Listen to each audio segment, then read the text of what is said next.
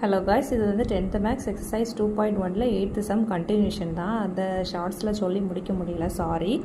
ஓகேவா? இதில் வந்து 32 × 1 அதை எடுத்துக்கலாமா? ஸோ அதை வந்து காமனாக நம்ம வெளியே எடுத்து வச்சுப்போம். கரெக்டாக காமனாக வெளியே எடுத்து வைக்கும்போது 2 டைம் 32 இருக்குது. அதை மட்டும் வச்சுக்கோங்க, கன்ஃபியூஸ் ஆகாதீங்க. 2 டைம் 32 கரெக்டாக. அப்போது இது வந்து காமனாக எடுக்கிறது கிடையாது, ஏன்னா இது வந்து மொத்தமாக தான் இருக்க போகுது. கரெக்டாக. அப்போ நீங்கள் என்ன பண்ணுறீங்கன்னா 32 × 1 + 1, ஓகேவா? 32 × 2, அப்புறம் -60 அப்படியே இருக்குது. ஓகேவா? அப்படின்னு வச்சுக்கோங்க. அடுத்தது 32 × 2 -60. இதுக்கு அர்த்தம் என்னது? 60 × 1 இருக்குன்னு தானே அர்த்தம். ஓகேவா? = 4. ஓகேவா? அடுத்தது இதில் பாருங்கள், இது நம்மளுக்கு கொஸ்டினில் இதே ஃபார்மெட்டில் கொடுத்துருந்தாங்க. கரெக்டாக 32x + 60y. அப்போ 32xனால் எக்ஸ் வேல்யூ நம்ம கண்டுபிடிச்சிட்டோம். ஆனால் 60 × yன்ற போது நம்மளுக்கு அது பாசிட்டிவாக இருக்குது. கரெக்டாக இங்கே நெகட்டிவாக இருக்குது. அப்போ நம்ம என்ன பண்ணிக்கலாம்னா இதில் இருக்க மைனஸ் இங்கே கொடுக்கலாமா? 60 × -1 -60 தானே எப்படினாலும்.